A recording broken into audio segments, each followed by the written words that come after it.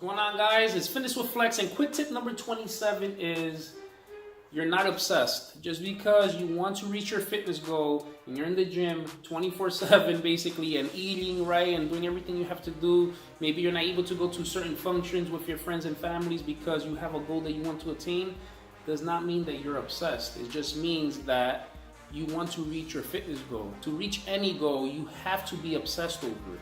There's a good saying out there that says, obsessed is the word that the lazy use to describe the dedicated. If you're a dedicated person to whatever it is that you want to do in life, whether it's fitness, whether it's opening a business, or whatever it is, you have to be obsessed. You have to consume yourself with all the information required in order to reach that goal. If you don't do that, you will not reach that goal. So that person that's telling you you're obsessed is probably not out there trying to reach their goal. So don't listen to them. Keep on striving for better, and let's do what we have to do.